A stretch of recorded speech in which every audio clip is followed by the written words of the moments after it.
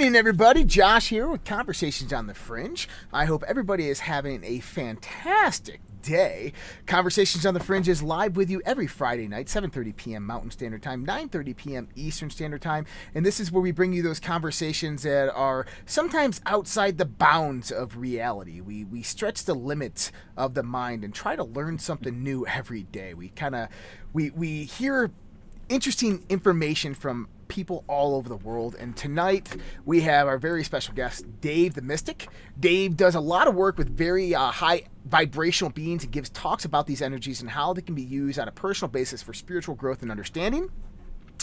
Dave has been involved with alternative healing since the 1980s and uses many modalities with clients, including therapeutic touch, healing touch programs, Psyche, the UN method, theta healing, matrix energetics, herbs, oils, crystal sounds, entity and energy cleansing, Akashic record reading, soul retrieval, karma burning. He goes into past lives. This is the perfect guest for our show. I'm excited about this. And by the way, the great thing about this is this gentleman is actually a legitimate rocket scientist. Now, we've had a lot of scientists on, and right before, I was talking a little bit about this. I said, I'm all about the science aspect, because for me, my research in life, Dave, has been in deep occultism, kind of uncovering a lot of this dark occultism that happens in the world, but understanding more of the white magician, the white magic, the origins of all these things, and then getting a lot into the esoteric knowledge of how all this formulates into our world, and then the basis of reality itself. And I believe that within this ancient esoteric knowledge, our ancient masters, these ancient priests and leaders, were trying to really teach us this science that was lost a long time ago, maybe from a highly advanced civilization that used to be here or something of that nature. And so I delved into this pretty deep throughout my life, to the point where I said, I got to go to college. I was in the military for 10 years. So I did, I worked on advanced weapon systems in the United States Navy, advanced weapon and computer control systems, these types of things, called combat directory system, integration system for weapons and communications and sensor arrays. And then I went to CU Boulder and I studied physics, because I really wanted to try to figure out if what they were talking about was the same thing that modern science is talking about. And you know what I realized, Dave? Is that these ancient teachers knew way more than our science knows today. They knew so much more, and I think they had it more figured out in the sense of very simplistic understandings, because at the high level, I think, is when you start to break things down, it's the most simplistic version of understanding that really comes about to resonate with the truth, instead of a very, very complex and convoluted model. Now, you're a scientist yourself. You've had some massive experiences. Why don't you tell me the beginning, and we can kind of get into the science talk. I'd love it if we could, but tell me a little bit about yourself and what happened to you to make you become Dave the Mystic. Sure. Well, I discovered electricity and electronics when I was in 5th grade. I was in the equivalent of what was a gifted and talented program. I've been very blessed in this lifetime that I can read a book on a subject and go out and essentially be an expert on it. It comes to me very quickly. And so I knew I wanted to be an electrical engineer. My parents divorced when I was around 11. I have 3 older brothers, and my mom got interested in astrology, and I became sort of her guinea pig to do things with her where my brothers wouldn't touch it. They all called my mom Madam Zelda and would walk off laughing. And but I did it. So I was open to psychic phenomena. And then I went to college and went to Kansas State. I'm from Wichita, and then went to Michigan for my master's in bioelectrical sciences. I worked at General Motors for a couple of years, moved back to Wichita, and worked for Boeing for a couple of years, worked on the cruise missile program. And then I got very tired of Wichita, and Boeing was talking about trying to send me to Huntsville, Alabama, and it's like, no way, I'm not going there. And Martin Marietta came through town, and this was in 1981, hiring, and I came out to Denver on an interview trip, and I said, man, this is it. This is where I got to live. And so we moved out here. In 1983, I went back to Wichita for my 10th high school reunion, ran into an old friend that I really hadn't seen much of since high school graduation. And he had become a disc jockey, and he said, "Did you become an electrical engineer like you expected?" And I said, "Yeah." And he said, "Do you think it's possible to change things at a distance?" And he kept kind of being obtuse, beating around the bush. And he said, I said, "Well, come on, what, out with it." And he goes, "No, I'd rather show you. Let's go to my house after the picnic." So I went over, and the first thing we did when we walked up to his house is we went to the electric meter, and he said, "Do you see how fast the wheel is spinning?" I said, "Sure." And for those listeners or viewers out there, the speed is proportional to how much power you're instantaneously using in your house. You turn on the oven, it starts spinning faster, you turn it off, it goes down. So he points to the electric meter and he said, do you see how fast the wheel's going? I said, "Yeah." And he goes, "Now." And it slows by a third. And he said, "I did this to my mother's house several months ago and her bills are still lower." We go inside. He has a little black and white TV on rabbit ears. Keep in mind, this is 1983, and he puts it on a channel that's just snow, and he points to the TV and goes, "Now," and he tunes in a channel on it. He has a stereo, and since he's a disc jockey, he had a very nice stereo, and it had the VU needles, and everybody knows that if the right channel goes up louder, the needle goes up. And he said, "You see how the needles are moving with the music?" I said, "Sure." And he goes, "Now." They go out of phase with the music. So when the music gets louder, they drop down. Yeah. And then he said, "Let me show you something in my car." So we go out and we sit in this car, and he has it idling. He takes his hands and feet off the controls, and this was a standard ignition. And he goes, "Now." And he could slow the idle down to the point where the car was dying. And he said, "I can stall other cars in traffic." And then the final thing that we did for that visit was we went down to his radio station, and we went in the back door and went to the meter room.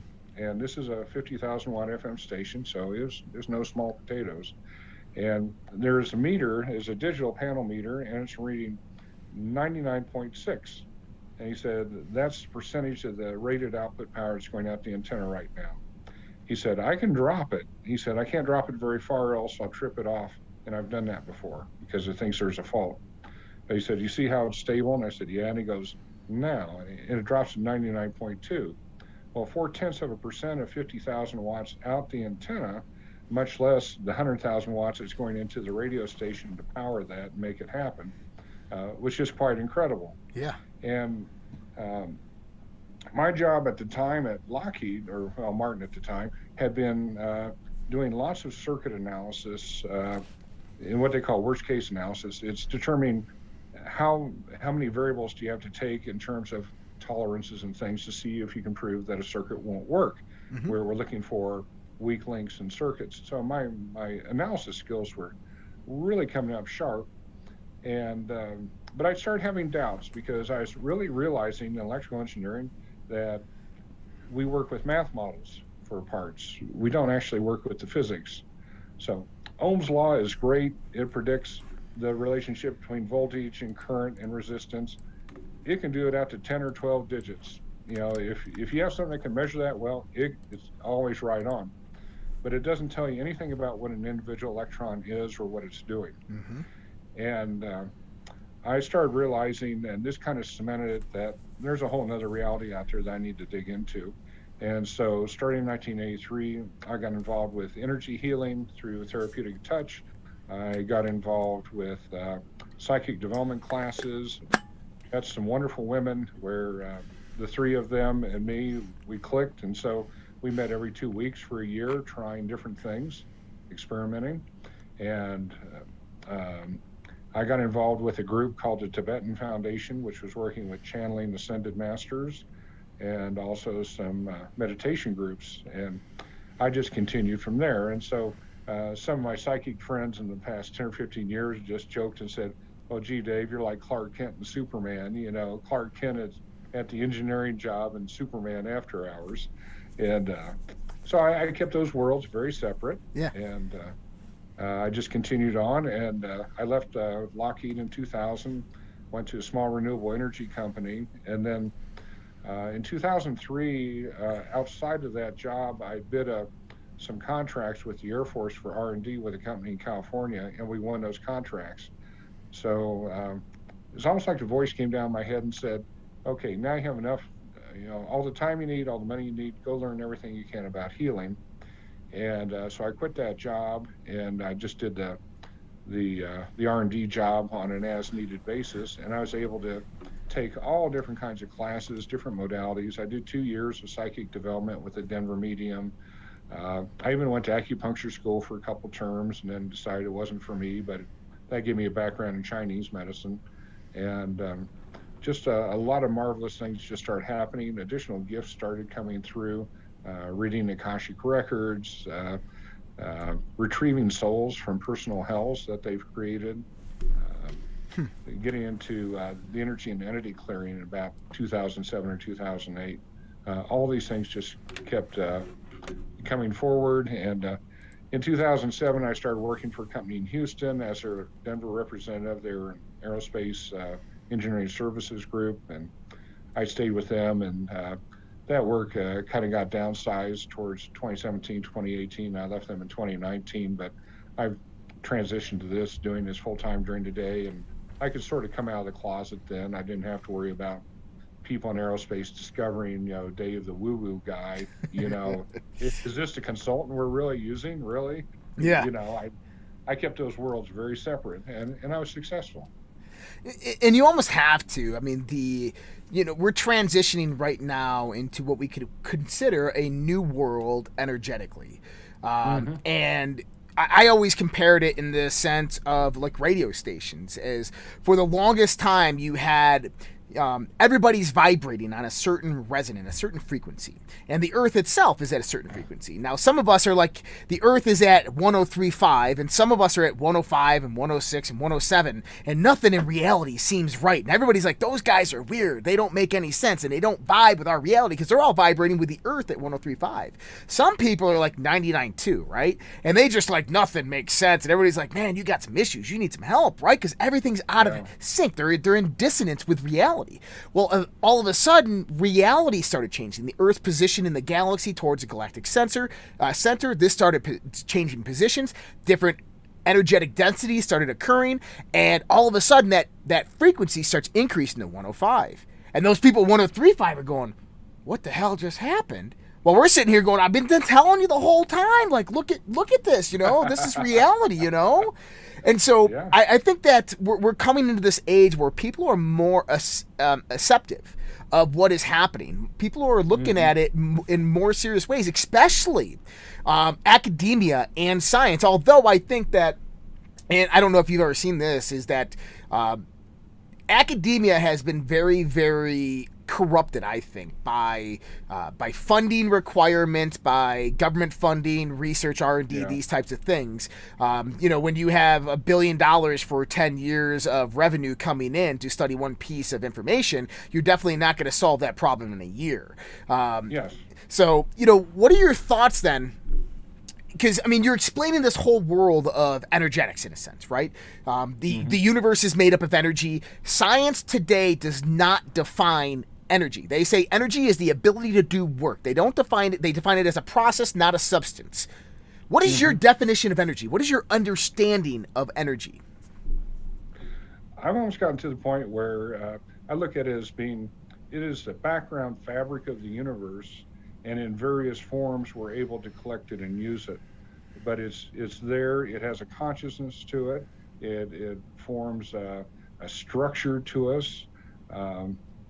I think it is a manifestation in our reality of something that is much higher, and so we're just seeing the shadows on the wall from it. We aren't seeing the real thing.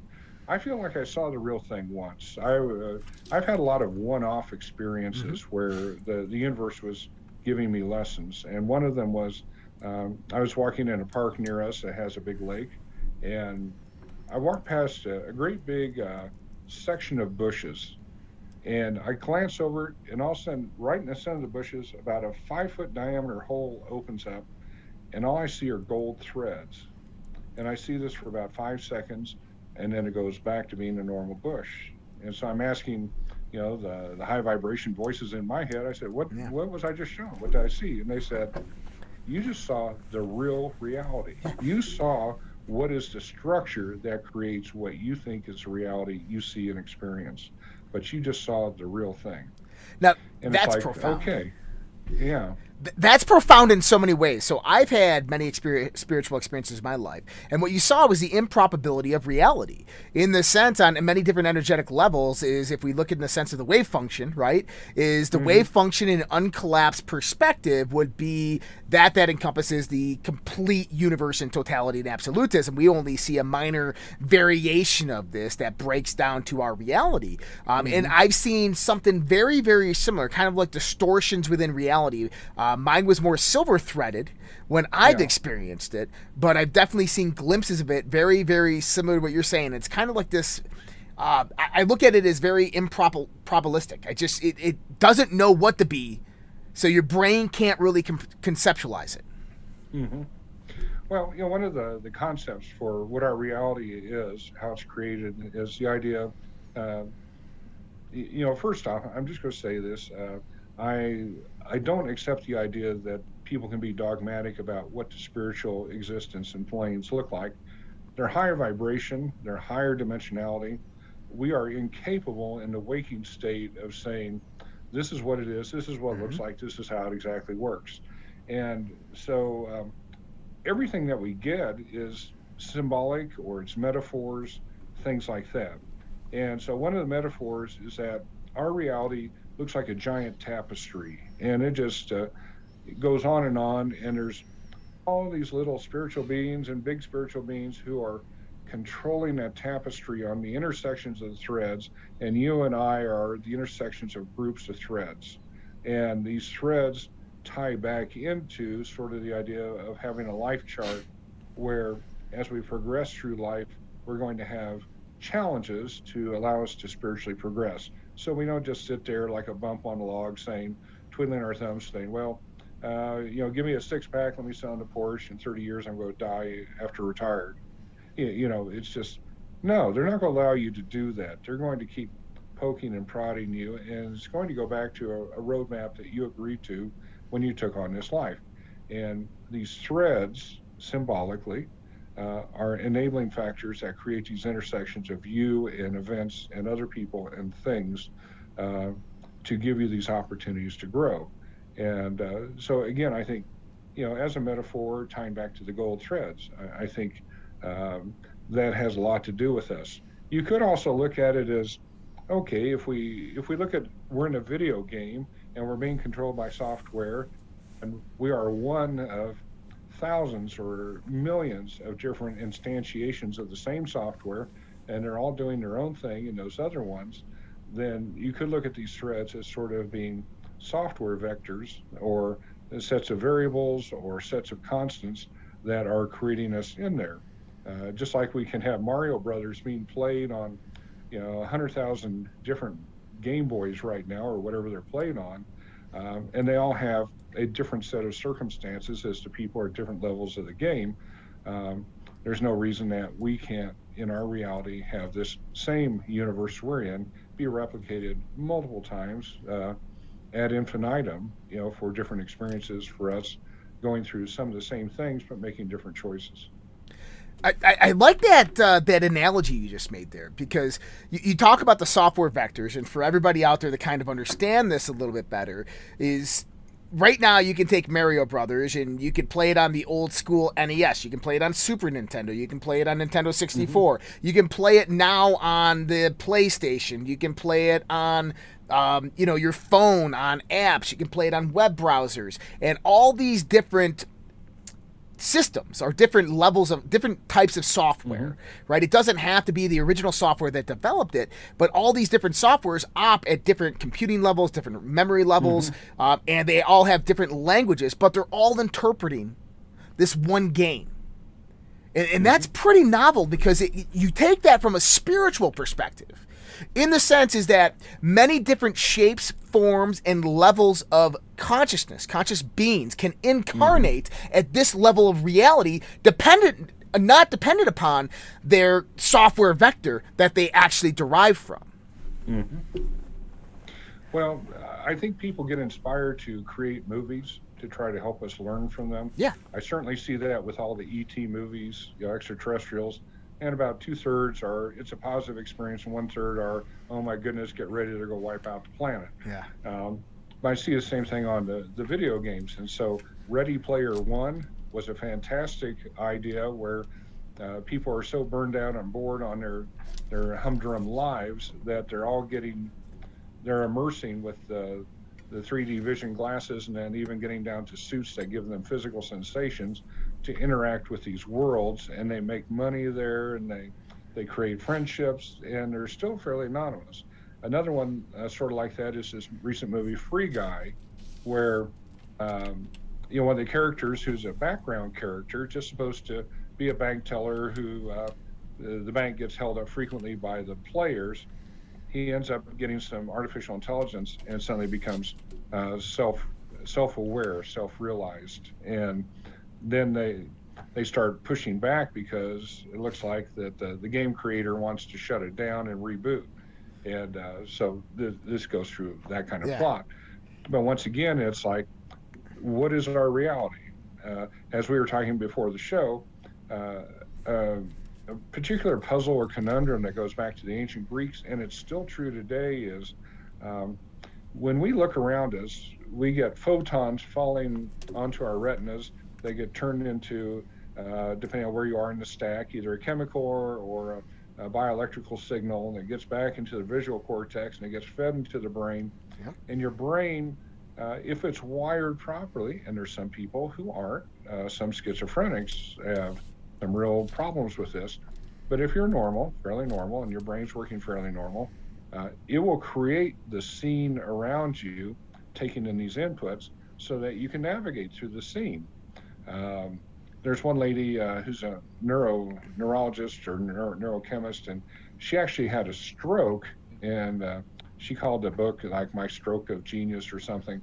And she said as she's going through the stroke, she tried to take a shower because she'd been working out, and she leaned her hand on the tile wall of the bathtub enclosure, and she couldn't tell where her hand ended and the tile began because she was getting unwired.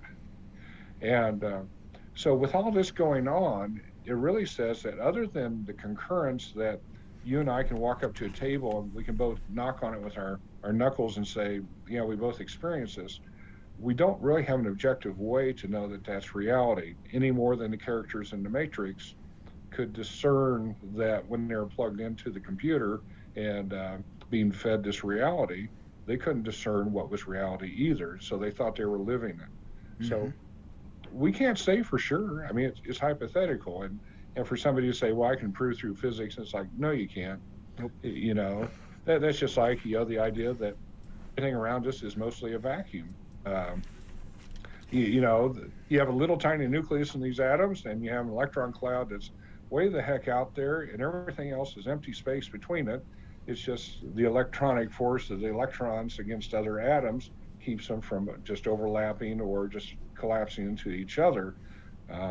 It gets to the really strange thing that if I walk up and try to touch my wife, I get the impression I'm touching my wife, but I'm really not. There's always an electron force at the atomic level, and I could never truly have the matter in my body actually physically touch my wife's matter. It can't happen due to the electronic forces from the electrons. So, again, there's things that we take as, well, this just makes it convenient to understand it for life, but it's not really the story. Yeah. And this really leads us down some rabbit holes into what is reality, what does it look like, how do things interact? Well, that's kind of like the basis of a lot of the work that I've done is what is reality, how does it work, how do we interact, and kind of moving from the point of what a lot of the ancient mystics talked about. Now, what you're just talking about there is this whole idea of empty space, and in actuality, there's nothing empty. There's no such thing as empty space or void in this universe. Mm-hmm. I call it the actual ultimate the ultimate paradox. And when I talk to people about God and the existence of God, this is one of the things I ask them. I say, can you define nothing? And most people are like, well, yeah, it's nothing, it's void. I said, well, no, the moment you define it, it becomes something. So conceptually, you cannot define nothing. So therefore, nothing does not exist. The fact that nothing does not exist means that everything has always existed. And everything exists within everything. There can never be nothing within everything. And there's this, it's the ultimate duality. It's the ultimate paradox of why everything has always existed. I call it the absolute or totality. And this is a lot of what, in a lot of esoteric traditions, are these masters talked about in the sense of God. What God was, is God was this totality. If God wrote a book, part of that author is within the characters of the book, but the characters in the book are not that author, right? And so this means that everything that author created is within that book, but the author is outside of it.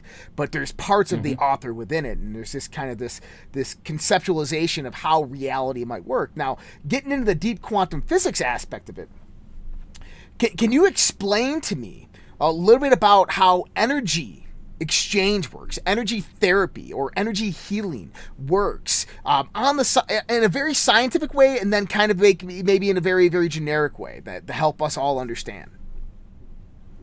I think one of the ways to help lead people down that rabbit hole, because that's another one, is there's a phenomenon called quantum entanglement. And Einstein called it spooky action at a distance. It was one of the things implied by the original quantum mechanics physics. And Einstein didn't like it at all, but it's turned out to be very true. And the idea is, if I have two electrons, and by doing something in an experimental system where I get them to entangle so that they become a complete system in themselves of the two electrons, which means that all their energies, they have to equal a sum of something that remains fixed. So therefore, if one of them, for example, goes up in something, the other one would have to go down to maintain the same number for the total. So you do that, and then you take these electrons, and it can be photons, and you separate them by miles and miles. And then if you twang one to force a change in its level, instantaneously the other one changes. There's a whole lot to be said for that in terms of, again, it defies standard physics, it defies standard views that we have of reality. But I think energetically, there's nothing in quantum mechanics that says they can't apply to big things. A lot of people try to say quantum mechanics is very interesting, but it applies to essentially atomic particles and smaller. It doesn't apply to people. Well, yes, it does. There's a thing called the tunneling effect, and there is a finite probability that you, Josh, will beam out of Thornton and show up in New York City tonight. Now, it's a decimal point followed by about 9 zeros based on your total mass, but it still has a finite possibility. And that's not ruled out. It can happen. I think people who do psychic things frequently change those probabilities. I think that's one way to look at what you're doing. Like when my friend says, now, I think he was allowing probabilities to change, where something is unlikely to happen suddenly becomes likely to happen. But going back to the entanglement, I think that when a mother has a child grow within her, I believe that they're entangled. When two twins form together, I believe that those twins are entangled. And that's why so many twins are psychic. One of them gets hurt, the other one says, oh my goodness, my twin Jill, she's been in a car wreck. We got to go do something. And I think maybe to some degree, the same thing happens during sex. People get entangled that way.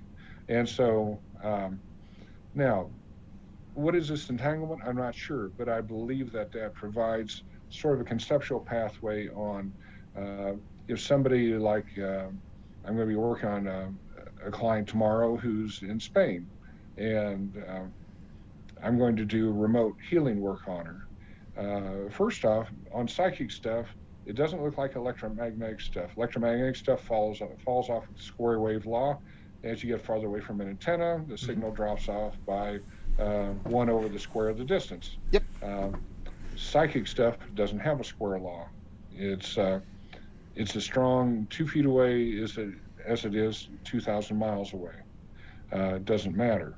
And so I believe that it is conceptually, or as a metaphor, looks sort of like this entanglement thing. And somehow people who have developed visualization skills, meditation skills, other skills to be able to affect the health of others, to help them heal, to facilitate their healing.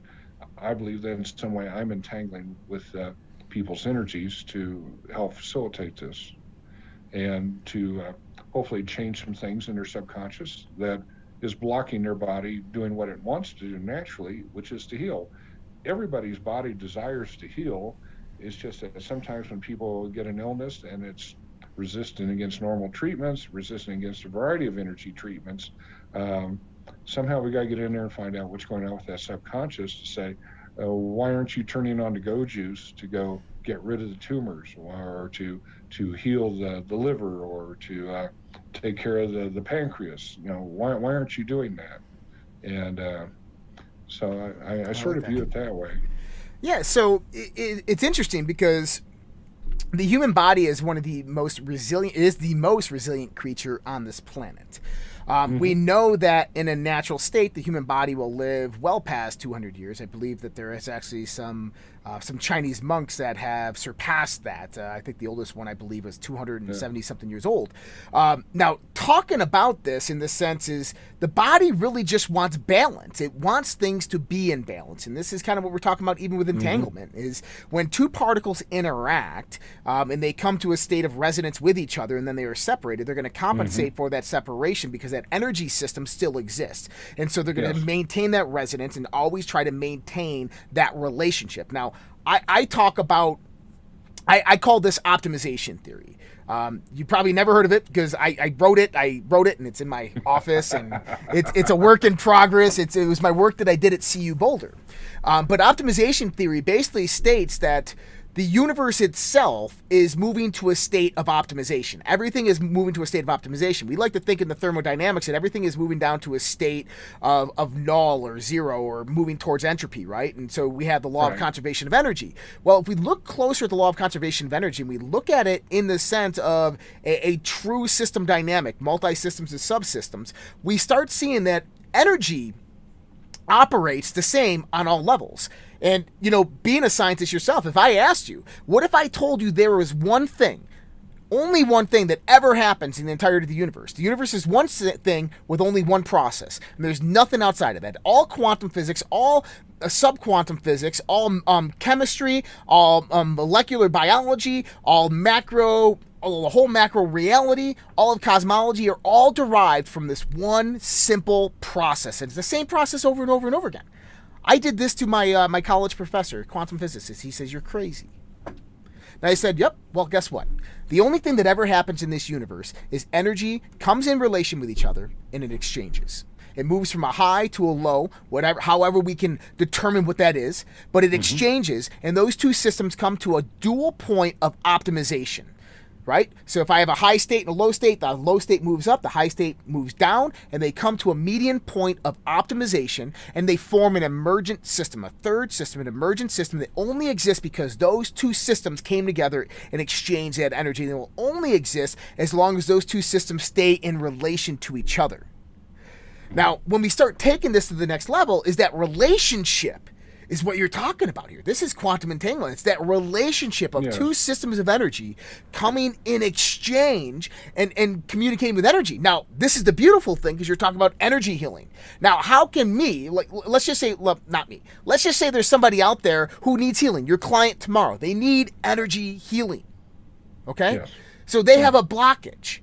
How is it that exchange process happens? What is the flow? What is actually flowing? How is it operating? Or what are the thoughts? Are there affirmations? Is it words? Is it can you explain that?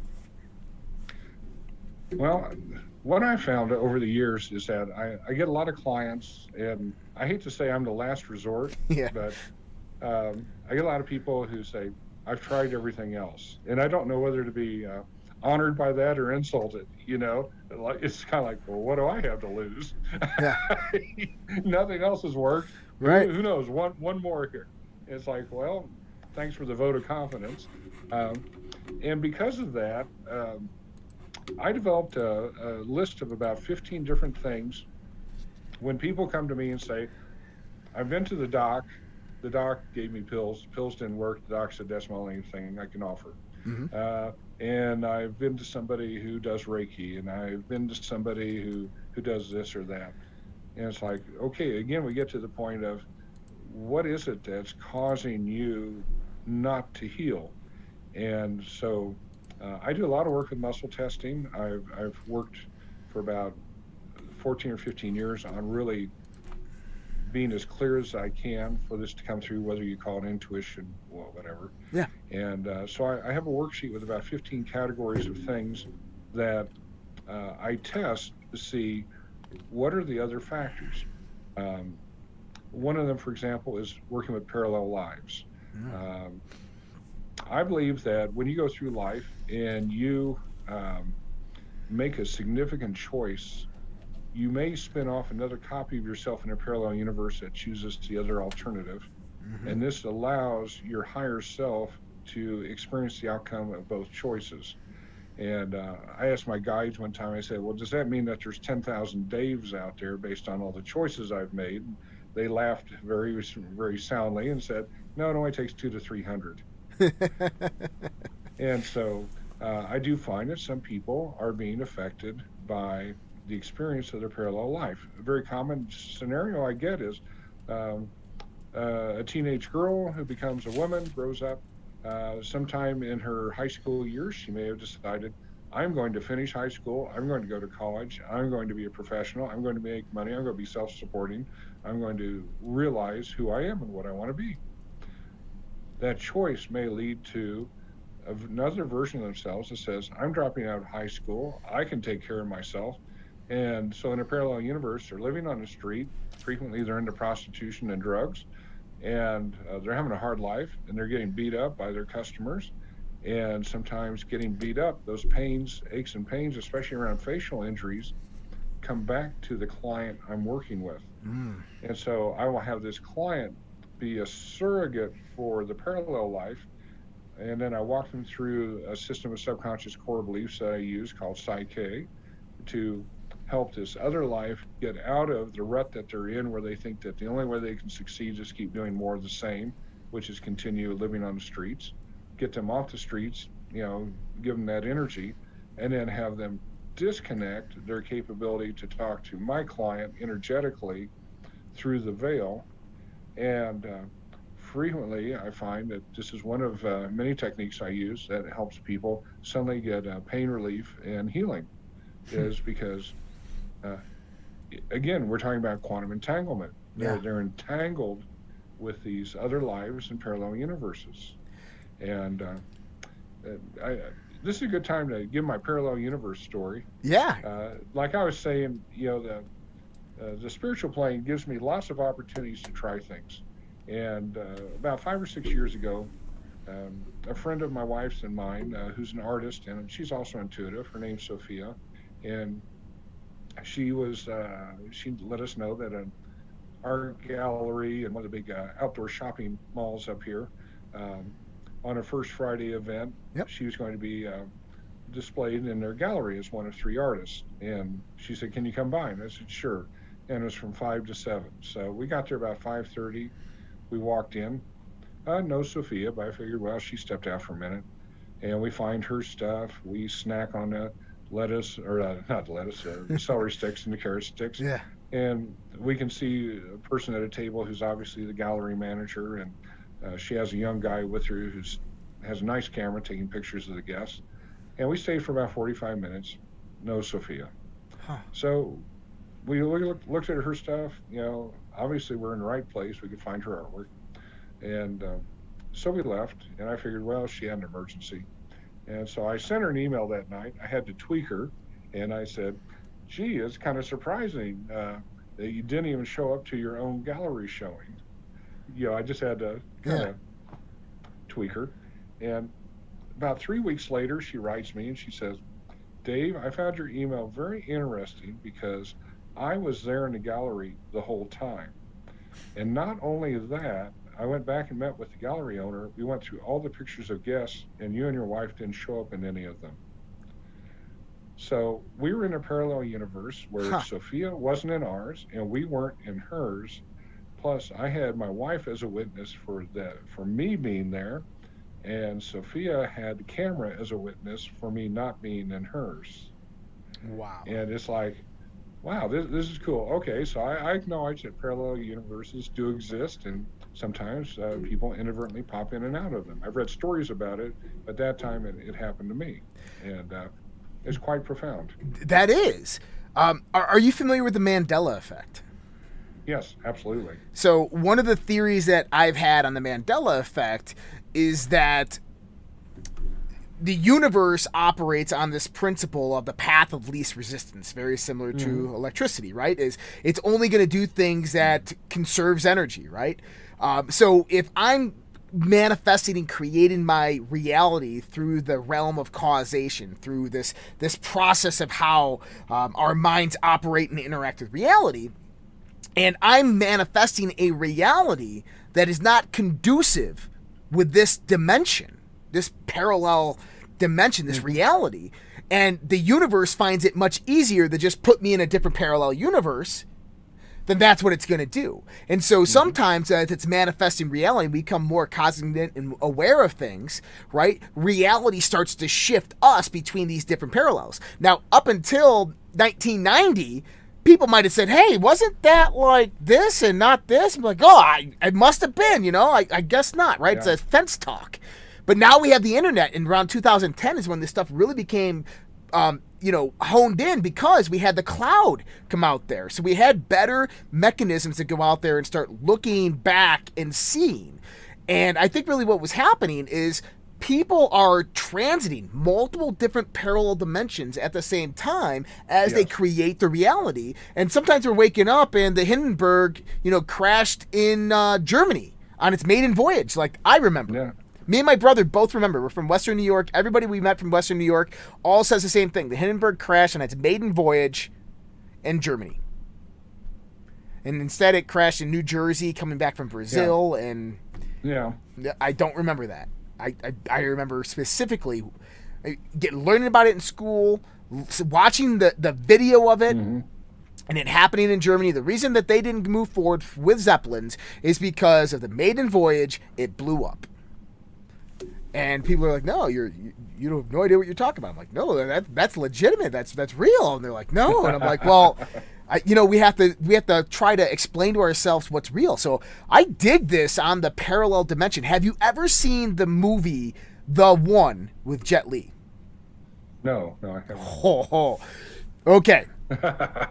So Jet Li is this character, and he's in one reality. He learns how to jump between parallel dimensions, and they find out that there's only 100 copies of themselves. And this one guy, he's a ninja, and he keeps on going into these other parallel dimensions and killing himself.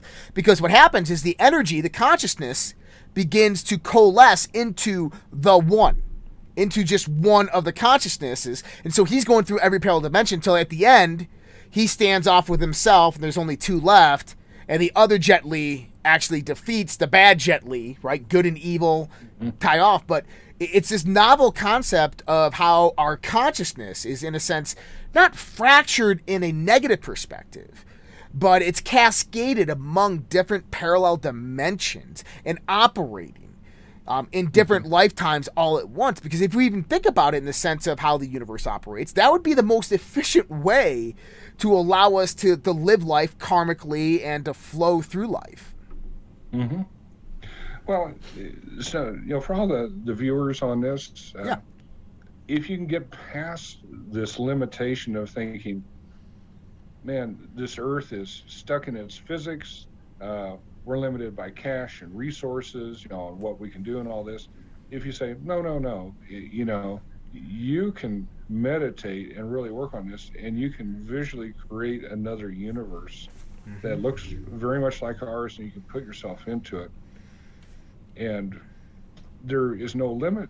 There's plenty of energy out there. And Lynn McTaggart, she did that wonderful book, The Field, and she started out with her interviews. She'd ask these quantum physicists, she'd say, do you believe in God? And they'd all laugh and say, oh, no, of course not. Because to them, God is the old cultural stereotype of the guy with the white beard in the sky who sends people to heaven or hell.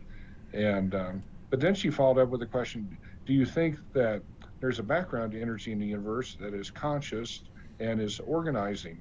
And they said, well, yeah, absolutely, of course. Okay, when you hit that point, then you say, and there's no reason why that conscious organizing energy can't be replicating universes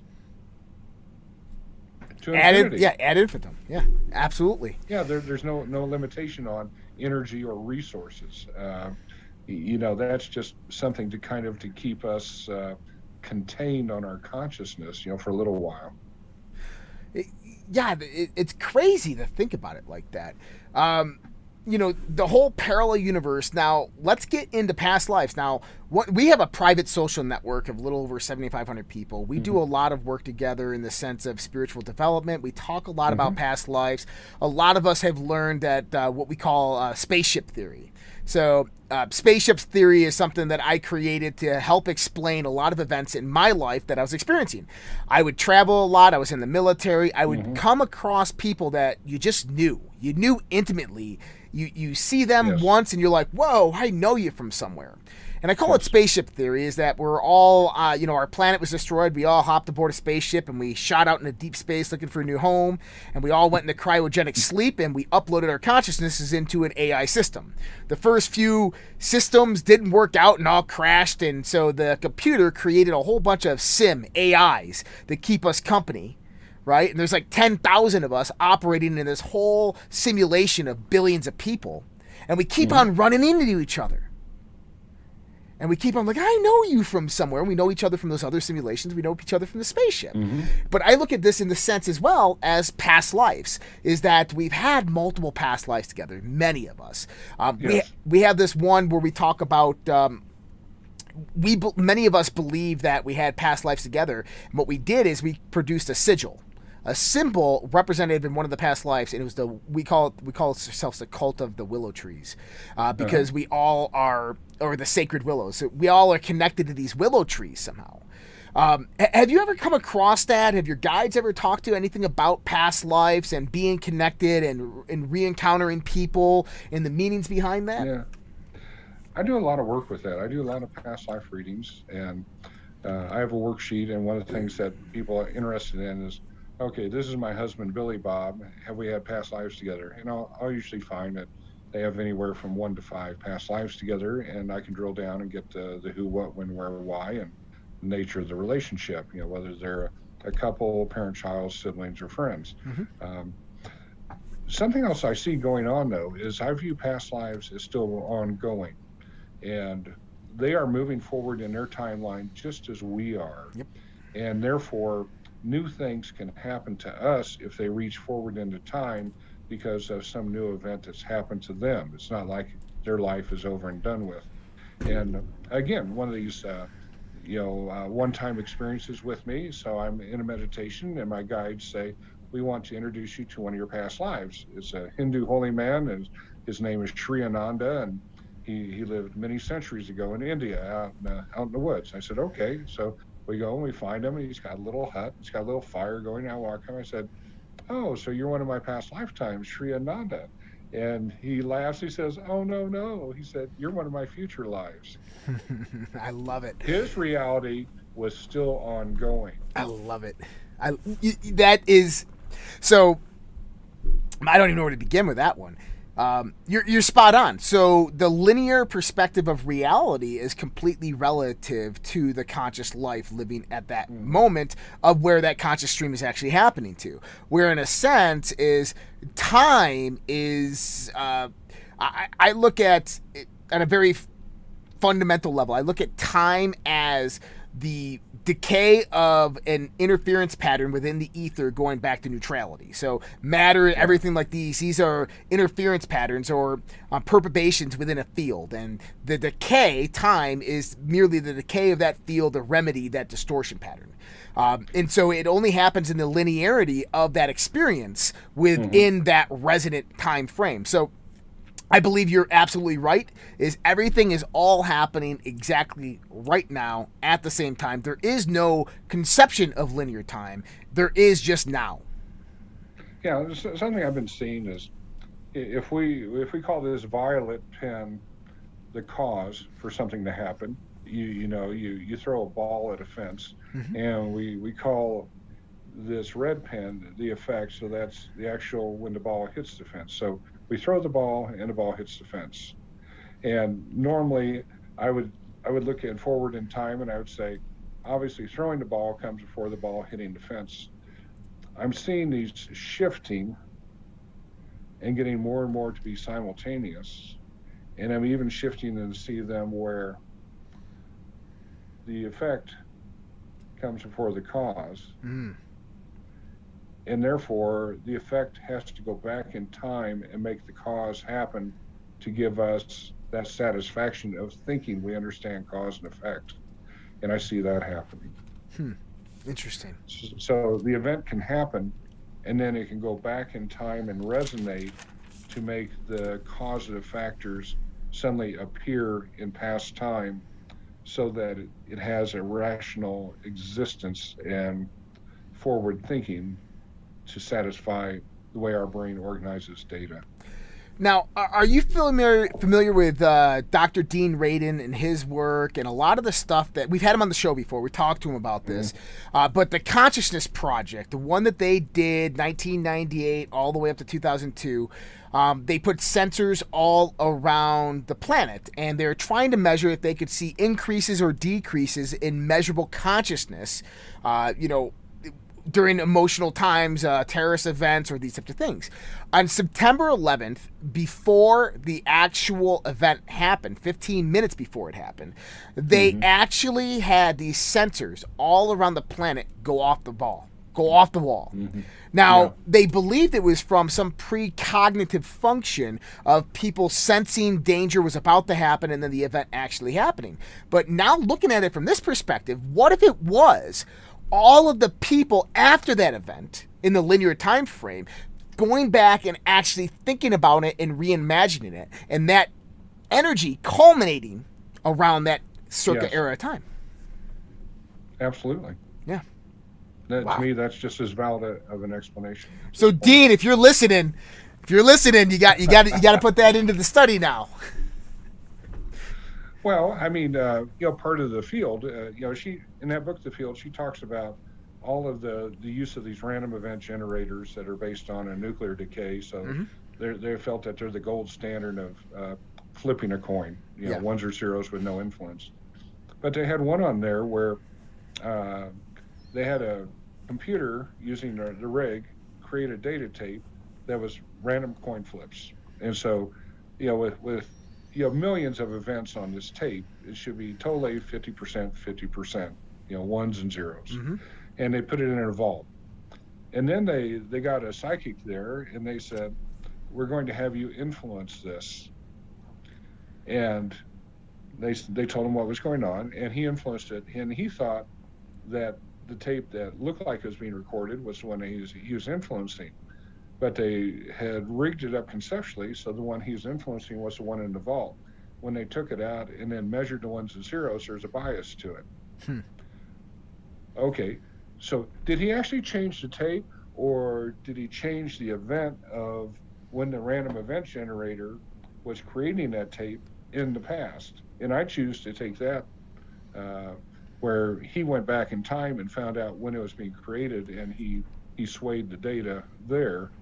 Not that he took the current physical tape and swayed the data on that physical tape. Interesting. Yeah, I mean, it makes sense because I look at it that our higher selves, our consciousness, is outside of time.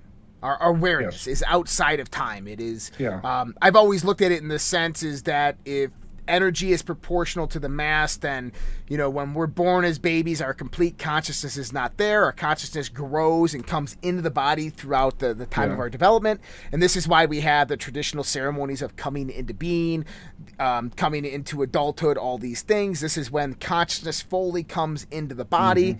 And from that perspective, consciousness itself is external to who we are and what we are, and that it exists in this other realm that is most likely outside of time. And with that sense is that all these higher beings, our spiritual guides, everything that we could be talking to are simply just different impressions or interpretations even of our own higher self. Possibly. Now, talk to me a little bit about that. Talk to me about guides, spiritual guides, different higher conscious beings that you've encountered, and maybe even get into a little bit of the Akashic records. Yeah, well, with the guides, my first introduction to that was in high school. I read one of the classic books, The Silva Mind Control Method by Jose Silva. And in there, he said that pretty much everybody has the same set of archetypes for guides. You had a male and a female who were the lovers. You had a guy who looked like the Hierophant in the tarot deck. And you had some others, who were sort of like the standard set that you got.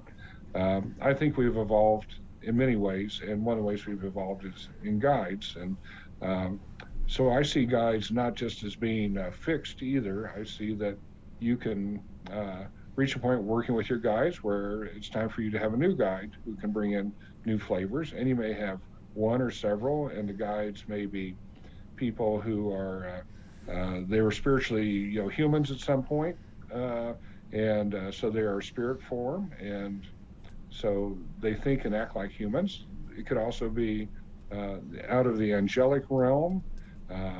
Sometimes you end up with guides who may be copies out of the ascended masters, and so there's really no limit there. I also see another realm. I truly believe that there are gods and goddesses, and that they were an advanced realm by the Creator to help people on the planet when we were first starting, how to hybridize growing things like grasses into grains, or fruit trees into producing edible fruit, or domesticating animals, all these things, which I'm sorry, I just can't accept the fact that people had a lifespan less than 30 years, 10,000 years ago, with no writing.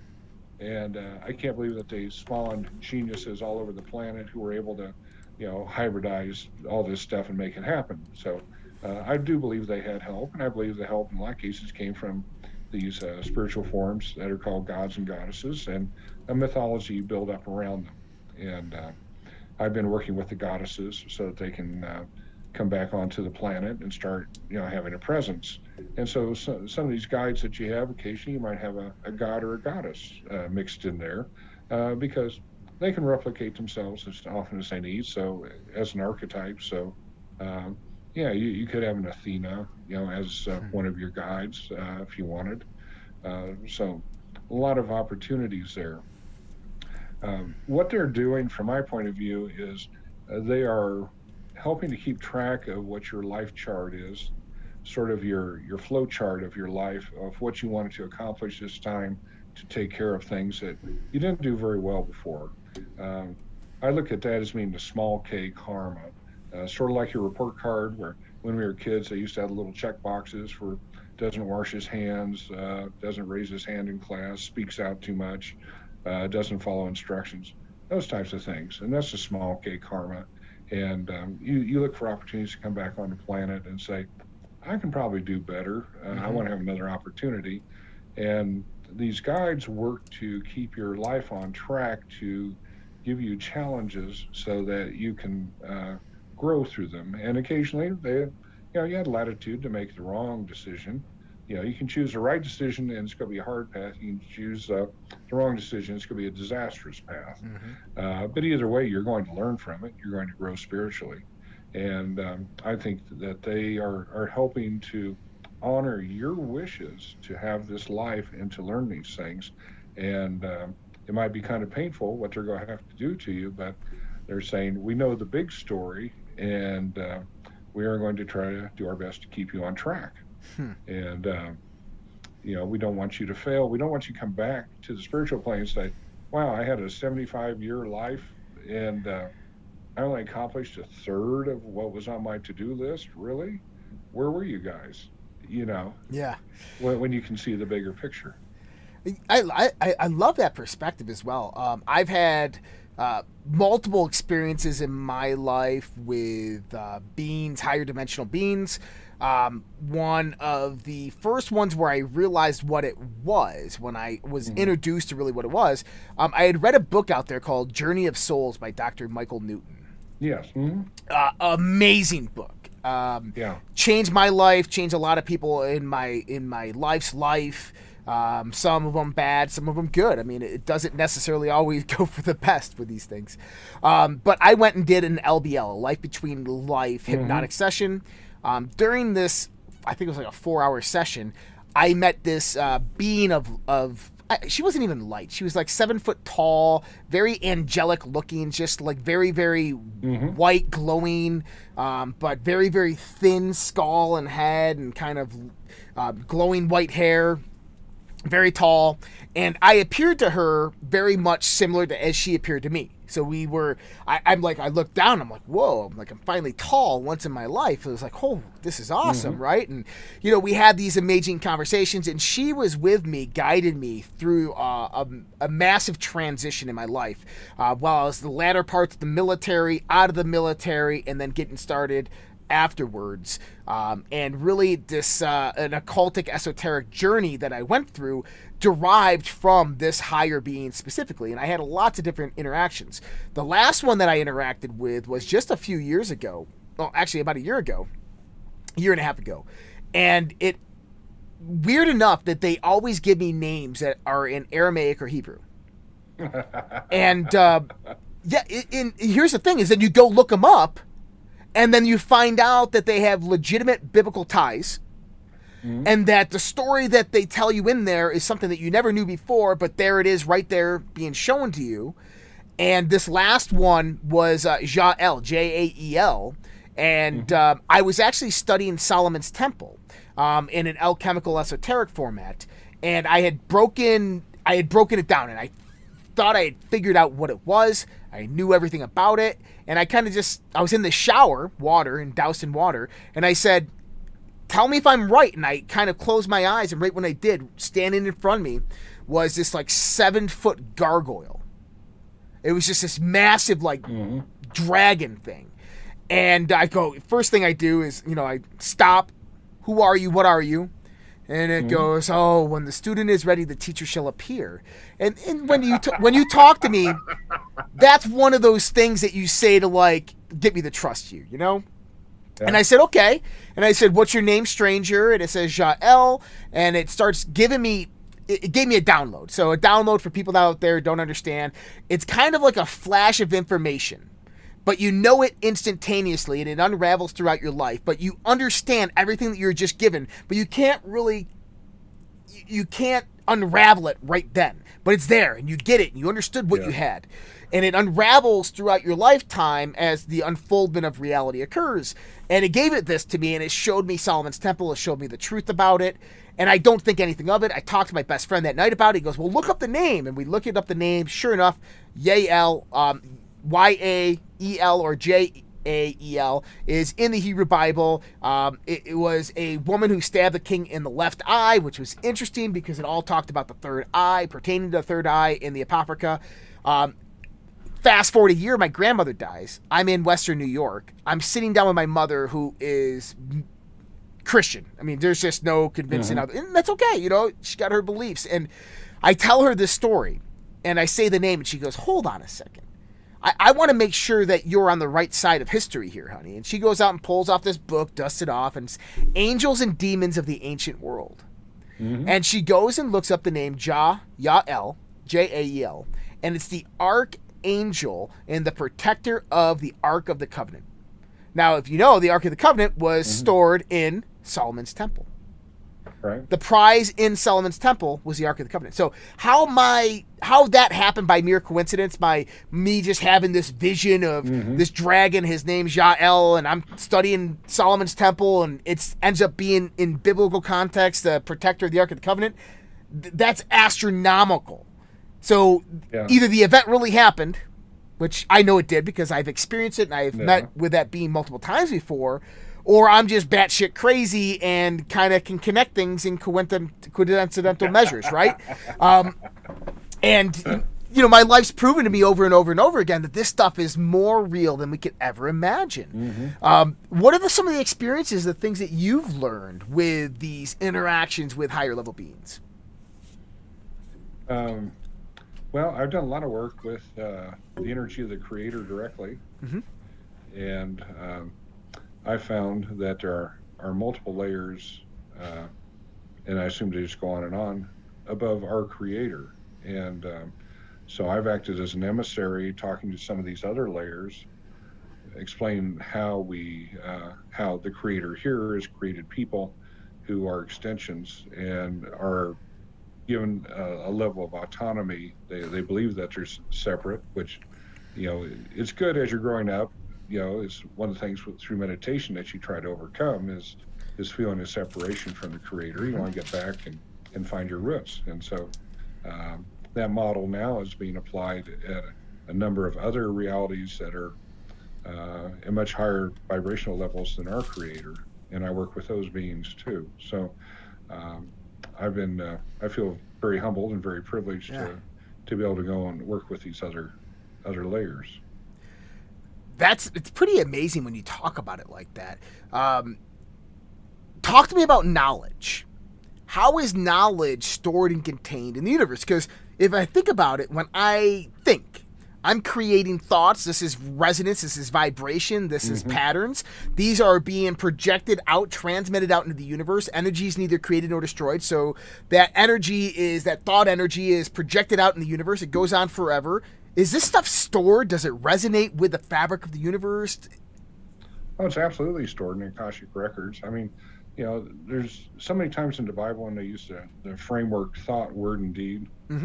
So it's not just the things you do, it's sometimes the things you think about, what you would do to other people, the harm you might cause them. I think it was really getting down to people who are in some magical way maybe focusing on trying to harm other people or control them. So I think that gets in there too. But all of that energy gets stored. I mean, there's a lot of arguments about whether or not our brain actually stores memories or our brain is just a transducer to bring in memories from and thoughts from an outside field. And I kind of think it's the outside field idea. And they'd say, well, but we can go in and we can damage the brain, in testing and show that certain things go away. And it's like, are you actually getting rid of those things, or are you getting rid of the communication capability to get to those things? Right. So it's that's interesting. I just watched this presentation with the Indian patron saint mystic Sadhguru, who is highly educated, but he sat down with an anesthesiologist. Yeah. And they were talking about what happens in the brain when you go under the influence of anesthesia. Because as we know, they claim that you lose consciousness. And the anesthesiologist came out and said, actually, no, you don't. You lose memory.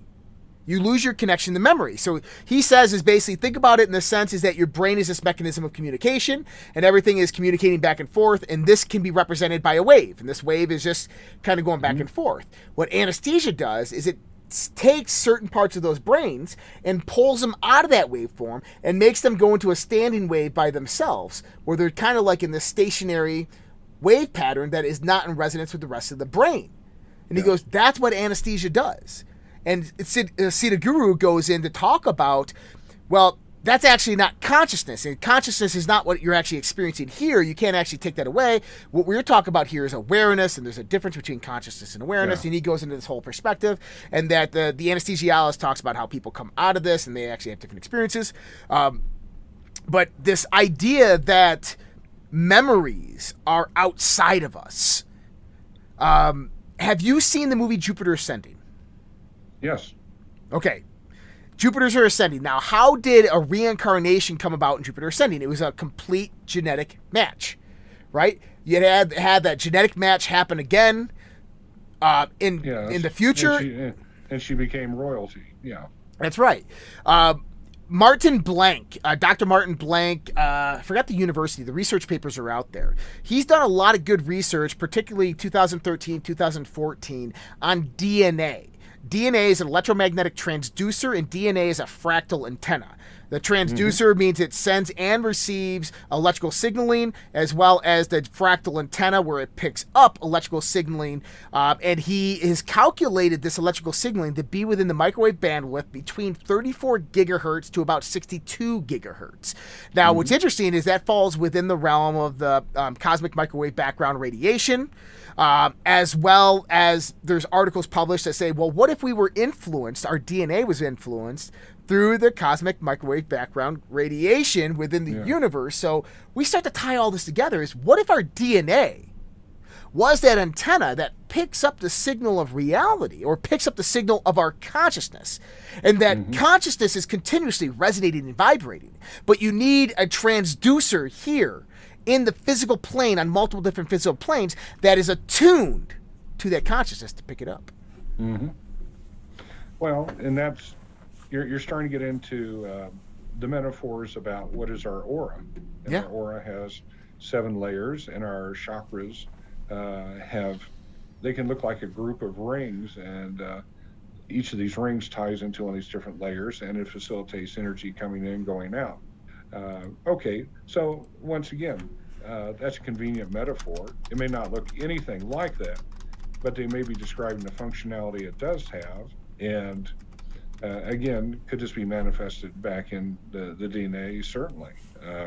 There's a guy named Dr. Claude Swanson who does, he's a serious physicist, but he fell out of the fold, and he's written some books that frankly I can't go in and read them and understand them. They're too complex, but he gets into essentially these circular waves. I want to say vortex waves, and that's not quite the right terminology.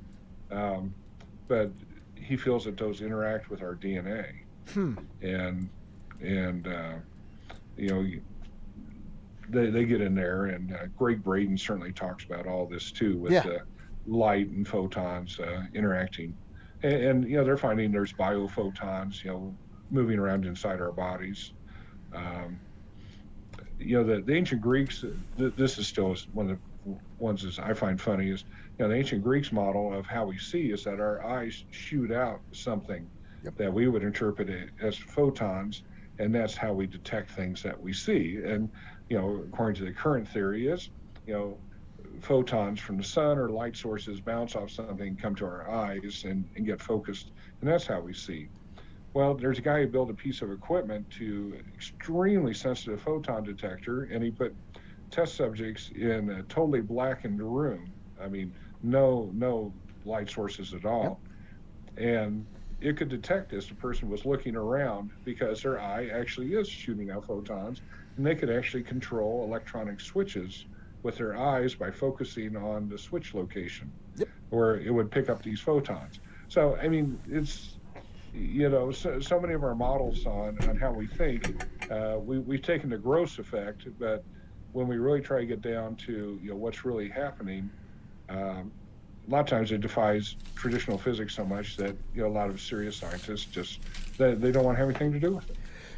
Now, isn't that interesting to the paradigm of modern science, is that when you start pulling in all the information that is inherent in the universe, and we start looking at it in a hypercritical way, is that our current model breaks down. This is why you said earlier that Einstein was afraid of spooky action at a distance, because it disproves everything he worked for. So what they try to do, is they know it exists, is they try to organize the current theory around the fit around this. And that's not the way science is done. You don't modify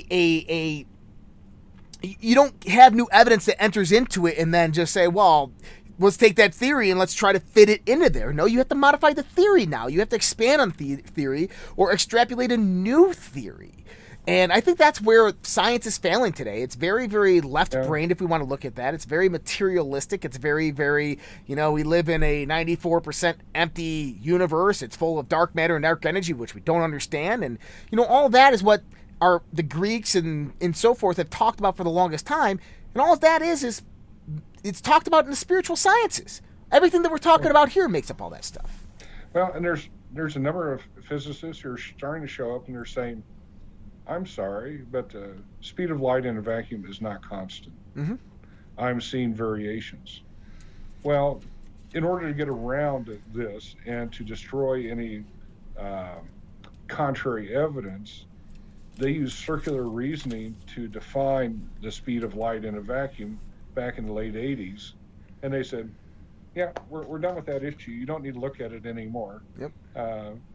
Because they said, it's one of those things, well, the shoelace is this long. How do I know it? Because by definition, the shoelace is this long. There, you don't need to measure it. I've already defined it. Yep. And so they defined it, and they're still ignoring contrary evidence that speed of light is a variable from different places in the universe. I want to jump into this real quick because the speed of light is one of my fascinations. We believe that light, a photon, is actually traveling from point A to point B, that there's no entanglement happening to it, that when we look at the stars, we're looking at the stars 300 billion, 16 billion years in the past. When I started investigating the esoteric scientists, I asked my higher conscious guides about this, can you give me hints and explain this stuff to me? And what they showed me, and this is profound because I had to extrapolate it from the truth, is they showed me a Tibetan monk standing over a body of water, and he takes a pebble. He takes the pebble over the water, and he drops the pebble. And then it takes me on the journey of the pebble. And it shows me the bow shock of the pebble and the splash that comes up and the ripples that start moving about. And it shows me the pebble moving down, and then it zooms away, and I see the trail that the pebble's making through the water, and I see it teardrop and start collapsing. And when it collapses, it starts making secondary waves, induced vibrations. And then I understood it. It showed me what the speed of light was, and it showed me what was actually happening with light.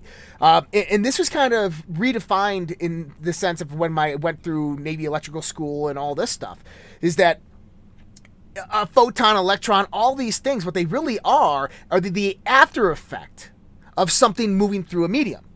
Right? So we have this medium, the ether, if we want to talk about it, the fifth element in nature. Just think about it as a state of balance, harmony. I call it, we have constructive and destructive interference when we talk about waves. If we take one wave 180 degrees outside of the other wave, and we have a transmitter receiver here, and they're both transmitting, one's 180 degrees out of phase, you're going to have absolutely nothing in between. Nothing measurable in between, but we still have something transmitting and something receiving. And if we take another wave perpendicular and we shoot that wave, it's going to interfere, and all of a sudden that wave's going to come back for a short time. But see, that wave is transmitting at, let's say, 5 hertz, but it's in resonance, or it's in optimization. It's in a state of optimization with its antithesis. And when I think about the ether is in that state right there. It's in this destructive interference state of the universe. And so when interference patterns or perturbations come into it, it gets reactive. And what it wants to do is it wants to take that perturbation, it wants to take that interference and null it down to balance, to get rid of it. And so what we see as actual light and photons and matter are these interference patterns, but they're created by the separation of the ether. And now the speed of light is the ether's rate of collapse. The speed of light is the rate at which the ether comes back and collapses onto it. And when that energy comes back, it has ripples that come out. That's light. That's a photon. And so that photon is actually the after effect of when that pebble, per se, that force, that prime mover, consciousness, whatever we want to call it, moves through that field. What we see as light is actually the after effect of that force moving through. And the speed of light is the rate at which that ether comes back to a point of neutralization. And it's constant per se, dependent upon various densities and other factors that can play into it in the environment and so forth, right? But you kind of tipped me off when you're talking about it there, because it reminds me exactly of that theory, is that light itself is this perturbation within the cosmic field. And I think it's a conscious field. I think it's a field of consciousness that we exist in, and this field of consciousness is in a continual state of rest and meditation that I call optimization, right? It doesn't go down to zero. It doesn't become nothing. No, it's at its current energy state, whether that is, we can give it a numerical value, whether it's 10, a million, a billion, I don't know. Let's just say that it's at a billion and a negative billion all at the same time. It's still transmitting and receiving at those frequencies, but it's at a state of optimization. It's in a third emergent state that is balanced and neutral and resonant. And it's only when that comes perturbated or interfered with does reality emerge from that construction. I know I just dumped a lot on you. I'm sorry. I have to listen to the recording to this. Yeah, well, you know, I'll have Insomniac send over my cell number, and we'll grab coffee and talk deeper, because we're actually neighbors. You're over in Littleton, man. We're like 15, 20 minutes away. I was just saying that. Very cool. Well, listen, we got about 7 minutes left. Tell me what you have coming up, what you got going on, where we can find you, and any final thoughts. Sure. Well, I invite people who are interested in me and possibly engaging my services to go to my website, www.davethemystic.com. I have a number of short videos on there where I talk about my various services. I have to tell you, with all the planetary things going on, I don't know what it's stirring up, but I have been swamped in doing energy and entity clearings over the past couple months. A lot of things are coming out of the woodwork and really interfering with people's lives and their houses and their happiness. And so I do a lot of clearing work, and I have a straightforward process for that I describe on the site. I also go to the psychic fairs in Denver, like the big body, mind, spirit fairs. Next one will be in March in Denver, and I'll be there. It's a 3-day fair, and so I encourage you to go there and look me up. I'd be happy to work with you there. I do this, I'm retired now. I'm trying to back off a little bit, but I just got back from a vacation this week, and starting Monday, I am booked solid for all next week, and the following week is about 60% full, and a lot of people are seeking help in various ways, and I have a lot of life experience, so I do all kinds of things. Legally I can't say I'm a counselor, but I have a lot of understanding. I have a psychology degree also, and I have 2 brothers who are psychologists, and I've picked up a lot by osmosis, so sometimes I can help people discern where they need to go with some of those issues, if they need other types of help. And so I do a lot of work with people. Awesome. And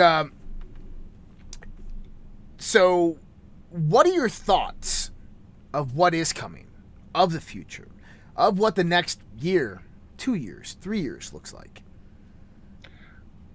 The way I see what's happening is I've been shown images where there are 7 vibrational Earths, 7 different levels of vibration of Earth. Mm-hmm. We're on number 3.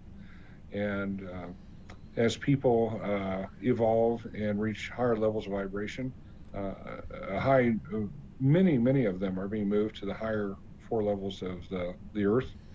And I do see some people who are really stuck and stagnant being moved down to lower levels. I see this as being done right now, where they're hiding the facts, sort of like the Mandela effect, where the family has 4 sons. They wake up one morning, the pictures all show 3 sons.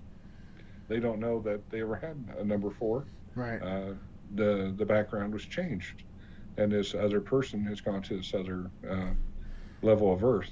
And so I see that happening, and I see that coming up and happening en masse in a not too distant future. But again, time is a problem for the spiritual entities, and sometimes you hear this in readings where somebody says, well, when will I get that job offer? Soon. Well, they have a hard time quantifying soon. Soon could be 2 days, 2 weeks, 2 years, 20 years. Right.